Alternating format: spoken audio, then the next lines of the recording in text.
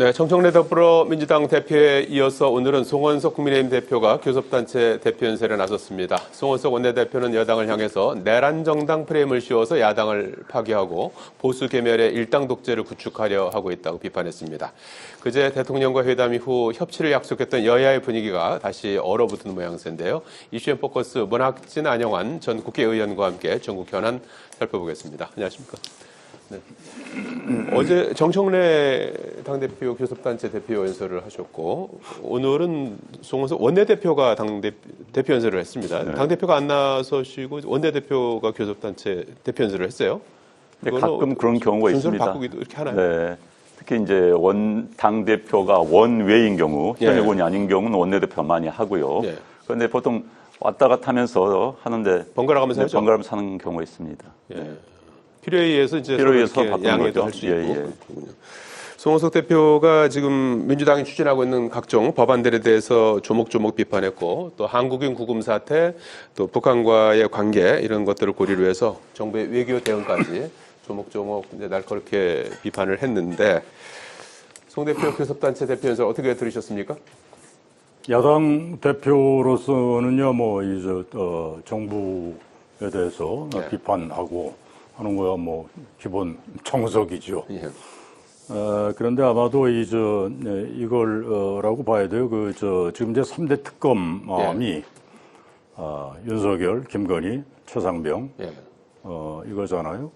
이게 지금 또 그 여당 더불어민주당에서 그거 권한과 특검 기간을 이제 강화 연장하는 그 법을 지금 개정안을 내놓았잖아요.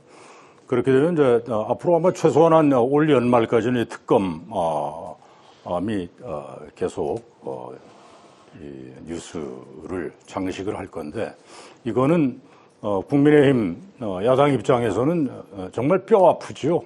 이게 시시때때로 그 특검이 언론을 통해서 그런 김건희의 무슨 목걸이, 백, 별로 얘기가 다 나오니까 정말 그때그때 뼈 아픈 거란 말이에요. 근데 이게 우리가 누차 얘기했듯이 국민의힘이 작년 12월 3일 계엄 이후 지금까지 이렇게 쭉 보면 그 계엄과 그다음에 윤석열 대통령 탄핵, 이 계엄과 탄핵 이거에 대해서 명확히 선을 긋지 못하고 있기 때문에 더더군다나 선을 긋기는커녕 그 강과 그 절벽을 넘기는커녕 그 안에 갇혀 있는 형국이란 말이에요.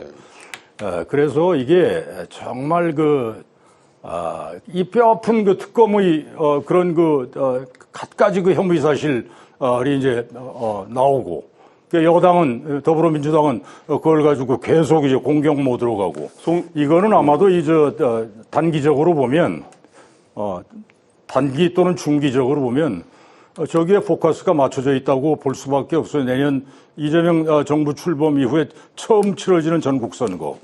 지방선거 있죠. 모든 정당이 이 선거에서 이제 판가름 나는 거 아니에요. 일단 내년 6월이란 말이에요. 지방선거하고 그다음에 재보궐선거가 지금 이미 확정된 데가 이재명 대통령 지역구였던 인천 계양 그 국회의원 재보선. 그 다음에 강훈식 비서실장 지역 충남 아산 이런 데 확정돼 있잖아요.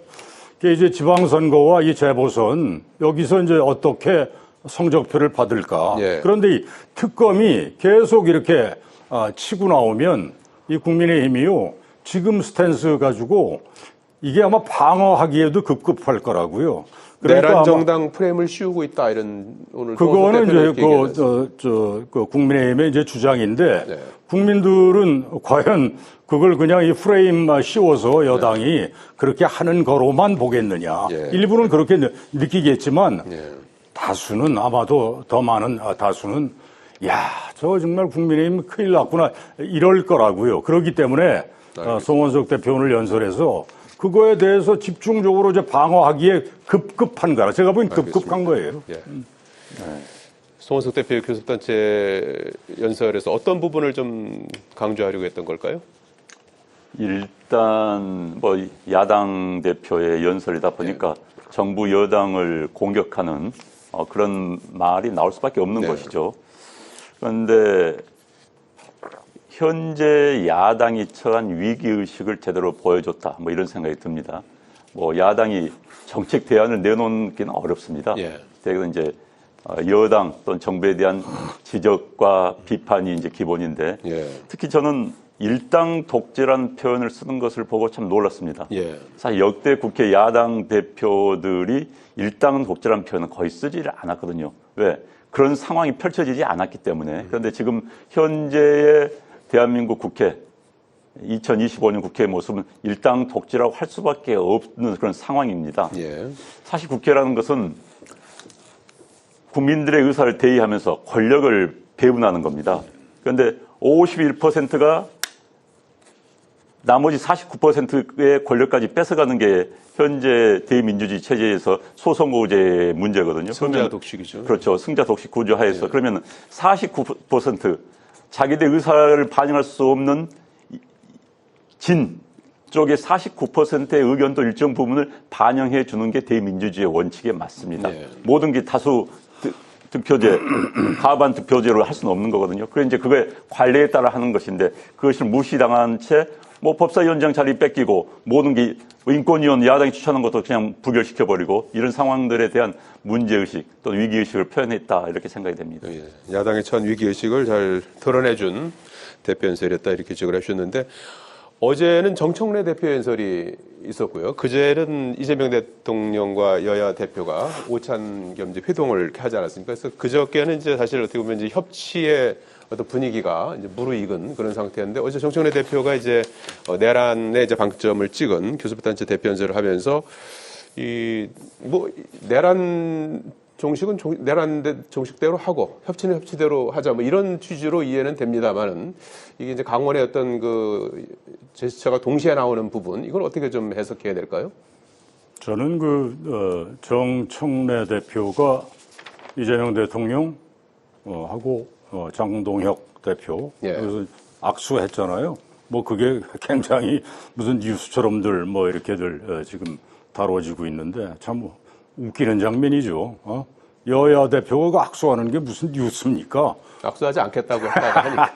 아니, 서로 비판하고 싸우다가도 뭐 악수야 그거 무슨 뭐 그게 뭐 별겁니까? 그냥 잘 있었소, 잘 지내시오 뭐 이런 거 아니에요. 근데 이게 진짜 웃긴다는 게 지금 우리 판이 지금 그렇게 돼 있단 말이에요. 예. 그죠? 서로 이게 완전히 그냥 불구대천지 원수처럼 대하고, 예. 또 말들도 이제 그렇게 나가잖아. 이게 서로 이 같이 가는 그 글자 그대로 협치하고는 이게 완전히 동떨어진. 근데 제가 보기엔요, 이거 지금 대통령하고 이제 세 사람이 만나서 악수하고 무슨 마늘을 먹었네, 이 장도혁 대표 그래서 예. 이제 사람들 웃기고 그랬는데. 이거는 그냥 제스처였다고 봐야 돼요. 특히 정청래 대표 입장에서는 예. 제가 이렇게 짐작한 데는 이 정청래 대표 확고한 기본 인식이 딱 굳혀져 있는 거라. 그래서 악수는 그거는 진짜 보여주기식 제스처였고 대통령도 자꾸 그렇게 권하고 언론에서도 뭐 그러고 주변에서도 그러니까 그냥 제스처였고 전혀 말하자면 마음이 실리지 않은 난 그거였다고 봐요. 그리고 이런 그 스탠스 확고한 지금 이 국민의힘은 그 사람이 지금 얘기를 하는 이거 헌재에 가서 이거 뭐죠? 위원정당 심판 제청하겠다. 예. 그게 실제로 그 사람 생각인 것 같아요. 그래서 아마도 그런 식으로 그런 생각이 딱 굳혀져 있기 때문에 그리고 대표된 것도 전당대회에서 그런 그 강성 당원들의 지지를 진짜 압도적으로 받아서 된 거 아니에요? 그걸로 아마 일관을 할 거고 자신의 아마도 앞으로의 향후 정치 일정 내지는 계획 이것 때문에라도 지금 민주당의 구조 자체가 근데 이게 국민의힘도 비슷하단 말이에요. 그런 구조 자체가 이 강성 당원 좌지우지하는 아마 그런 자세로 일관할 거 아니냐. 그런데 그래서 이제 정부 여당에서는 이재명 대통령과 정청래 대표의 어떤 입장 차 아닙니까? 지금 말씀하신 내용이. 근데 아마 그렇게 되면 어떻게 될까요? 대통령은 이제 대통령이기 때문에 좀 입장차가 협치를 이제 좀 있을 수 강조하는 있겠죠. 거고, 예. 그 얘기를 할 수 있겠는데 당 대표 특히 정청래 대표 입장에서는 네. 그렇게 입장 변화가 있기는 제가 보기에는 쉽지 않을 것이다. 저는 그렇게 봐요. 예, 좀 다른 목소리가 계속해서 나올 수도 있다. 앞으로도. 저는 그렇게 보죠. 예.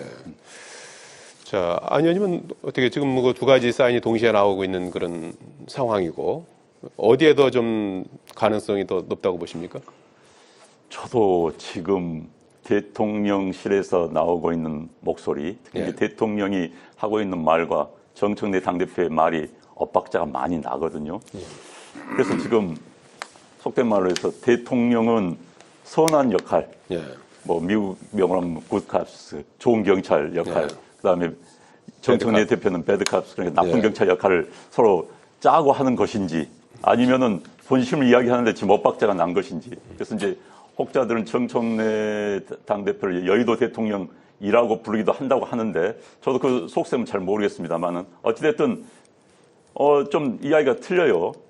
지금 대통령은 여야당 대표들 만난 자리에서 정청래 대표에게 여당이 가진 게 많이 있으니까 좀 내놔라. 예, 더 많이 양보해라. 그다음에 야당도 인정해라 이런 식의 이야기를 했지 예. 않습니까? 국가기관이다. 그런데도 불구하고 어제 당대표 연설에서 정청래 대표가 내란을 26번 언급하고 청산을 19번 언급했지만은 협치 화합은 단 한마디도 하지 않았다 이겁니다. 그래서 사실 정치란 건 전쟁과 스포츠의 중간 정도라고 그럽니다.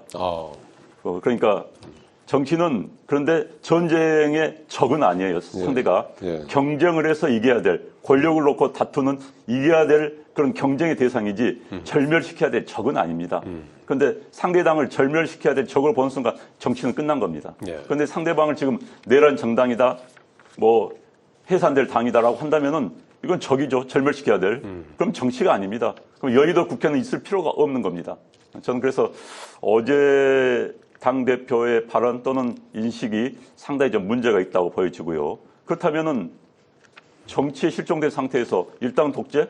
그게 가능합니까? 21세기 대한민국에서. 그래서 저는, 어찌됐든 대통령도 화합과 협치를 이야기했으면은 거기에 보조를 맞춰주는 게 맞고요. 그 다음에 이제 대한민국 정체를 위한 정치를 해야지 지지자들 본, 양극단의 지지자들 본 정치를 해서는 안 된다. 이 말씀 꼭 드리고 싶습니다. 자, 이런 가운데 뭐 협치의 움직임이라고 해야 될까? 여야 간에 지금 어제 이어서 오늘도 그 대화 움직임이 있습니다. 잠시 후 2시에 여야 원내대표 채널로 여야 간의 대화가 지금 분주히 오가고 있는데 내용은 일단 뭐 내일 처리할 예정인 특검법 개정, 더 센 특검법 요거를 이제 여당 주도로 이제 처리하려고 하는 그런 상황이고 그리고 이제 25일로 예정된 정부조직법이 있지 않습니까? 이제 그것도 이제 뭐 여당 주도로 할 수는 있는데 이번에 하려고 하는 또 금융감독위원회 설치법을 또 같이 이렇게 해야 되는 건데 금융감독 설치법 같은 경우에는 별도로 이제 정무위원회에서 또 이걸 해줘야 되는데 정무위는 국민의힘에서 이제 위원장을 맡고 있어서 야당의 협조가 또 필요한 그런 부분도 있어서 과연 여기서 주고받기가 좀 될지 협치의 어떤 물꼬가 좀 트일 수 있을지 주목되는 상황이거든요. 어떻게 해야 된다고 좀 보십니까? 저는 협치가 아까도 얘기한 그 연장선상에서 쉽지 않아 보여요. 저 현 상황이. 왜냐하면 지금 이 3대 특검법을 가지고 얘기를 하자면 제가 이렇게 보건대는 민주당 내 다수 의견이 세게 가자입니다. 세게 가자. 그러니까 예를 들면 이런 문제, 이런 현안을 가지고 뭐 의총을 한다든지 하면 좀 유화적으로 야당과 좀 뭐 주고받고 하면서 가자 하는 의견이 별로 힘을 못 받을 거예요. 아마 틀림없어요. 그렇기 때문에 말하자면 언제나 이제 강경론이 좀 득세하기는 하는데 지금 상황은 더더욱 그래 보인다 이거예요. 그래 보이고 근데 국민의힘은 또 국민의힘대로 이게 지금 전당대회에서 장동혁 대표라는 정말 뜻밖의 인물이 이제 대표가 됐잖아요. 근데 이게 무슨 그 전 브라더즈 무슨 한 목사 한 사람과 또 특히 요새 무슨 뭐 일타강사인가 출신 뭐 이런 사람들의 영향력이 상당히 당원들한테 미쳤다는 거 아니에요, 지금? 예. 그러니까 이거는, 말하자면, 본래의 어떤 그 보수라고 얘기하기는 좀 이상한 그런 형태로 당이 그렇게 지금 굴러간다고. 그래서 국민의힘도 야, 이 세게 맞받아 버리자. 이거 일당 독재란 표현, 뭐 이제 송원석 대표가 썼는데, 그렇게 이제 세게 맞받자. 그런데 나는 차이는요, 민주당은 그나마 지금 정권을 획득을 했기 때문에, 이 세게 가자 하는 이 강경론, 이게 좀, 일사불란하게 이게 갈 수가 있어요. 어떤 힘을 받고 갈 수 있는데, 정권 초기고. 국민의힘은 그거에 비해서는, 민주당에 비해서는 세게 가자는, 비슷한데 이게 좀 질이 멸렬해 보인다 이거예요. 왜냐하면 내부에서 입장 정리가 제대로 좀 안 돼 있는 거라. 그 계엄 탄핵에 대해서 일단은 전당대회에서 그 무슨 전시류에 이런 주장이 득세를 하긴 해서 장동혁 대표가 되긴 됐는데 내부가 아직도 정리가 안 돼 있다. 그러면 내부 힘이 제대로 모아지질 않아요. 그렇기 때문에 어쨌든 양쪽이 다 세게 가자 이게 득세를 하고 있기 때문에 협치가 어려울 것이다 이렇게 봐요. 강대강 대치 속의 협치가 좀 쉽지 않을 것 같다 이렇게 전망을 해주셨는데요. 그렇습니다. 뭐 현재 분위기대로라면은 특히 여당이 야당의 존재를 인정하지 않고 권력을 조금도 나누지 않겠다고 한다면은 여의도 권력이죠. 국회 권력을. 그렇다면 협치는 불가능한 겁니다. 앞서 말씀드린 것처럼 51%로 당선된 측에서 100%의 권력을 다 행사하려고 나는 순간 민주주의가 위기에 빠집니다. 민주주의라는 것은 제도적으로 보장된 권력이라도 그걸 절제하는 게 민주주의의 기본이거든요. 그다음에 민주주의는 기본적으로 상대방에 대한 인정에서부터 시작이 됩니다. 인정에서부터 관용이 생기는 것이고요. 그런데 지금 상대방을 인정하지 않겠다. 그다음에 제도적인 절제를 하지 않겠다 하는 순간 민주주의는 붕괴에 빠지는 겁니다. 그렇습니다. 지금 상황에서는 저는 민생협의체 같은 경우는 좀 양보하면서 했으면 좋겠어요. 그거는 뭐 하기로 한 거죠? 그저께. 우리들 많이 쓰는 표현입니다만 구동존의. 합의할 수 있는 것은 구하고 차별적인 것은 차이가 난 것은 놔두는 구동존의의 정신으로 좀 타협할 수 있었으면 하는 바람이고요. 그렇지만 어찌됐든 타협을 하려면은 이재명 대통령이 말한 것처럼 많이 가진 자가 내려놓고 나눠줘야 되는 겁니다. 그렇지 않고서는 이 상태로 벗어날 수가 없는 거죠. 예, 알겠습니다. 오후에 있을 여야 원내대표 간에 또 지금 뭐 기대하기는 좀 기대는 크게 하지 않지만 또 어떤 결과가 나올지 한번 살펴보기로 하고요. 이재명 정부가 내일로 100일을 맞습니다. 기자회견도 할 예정인데요. 자, 이재명 정부 100일을 좀 뭐 시간이 거의 다 돼서 좀 간단하게 평가해 주신다면요. 네, 아까 이거 시작하기 전에 질문지에 그게 있길래 저 혼자 잠깐 생각해 봤는데 농반 진반으로 저는 한 100점 만점에 한 60여 점 주고 싶어요. 그래요? 일단은 뭐 큰 어떤 그 무슨 에라라든가 이런 거는 아직은 발견되지 않는데 다만 하나 좀 지적이 되는 거는 이제 인사와 관련한 그것도 뭐 과거 정권에 비해서는 뭐 그렇게 두드러지게 정말 인사가 망사다 이것까지는 아니었어도 좀 문제가 좀 있긴 있었어요. 그래서 아마 엊그젠가 어젠가 그 인사수석 부활시켰죠. 과거에 있다가 없어졌다가 다시 부활시킨 이유가 인사가 이게 이재명 대통령 이 성남 경기 라인 이쪽에서 무슨 장막 뒤에서 다른 사람들 잘 모르고 공실 라인은 잘 모르고 거기서 이루어진다는 얘기들이 많았잖아요. 그래서 좀 그 인사수석을 부활시켰던 거로 보이는데 그 인사와 관련한 이런 점이 좀 잘 좀 제대로 자리를 잡았으면 싶다. 인사 부분은 조금 아쉬운 점이다. 이렇게 이제 얘기가 되고요. 안 의원님? 저는 본인이 이야기를 계속 해왔던 것처럼 말대로 했으면 참 좋겠습니다. 국민 모두의 대통령이 되겠다.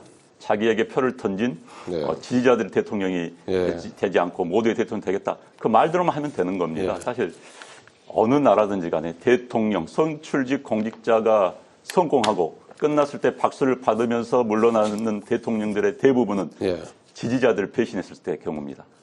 지지자들에게 휩쓸려 가지 않았을 때 성공한 대통령이 될 수 있는 겁니다. 그래서 저는 이재명 대통령이 본인의 말처럼 모두의 대통령, 양극단의 10%는 따라갈 수가 없을 수가 있습니다. 예. 그렇지만 가운데 있는 80%의 대통령이 돼야만이 예, 훌륭한 대통령이 될 수 있는 거고 역사 속에 남을 수 있을 거라는 걸 제가 말씀을 꼭 드리고 싶습니다. 예, 인사 문제 그리고 국민 모두의 대통령이 됐으면 좋겠다. 이런 주문이죠. 내일 기자회견 또 함께 지켜봐야 될 것 같습니다.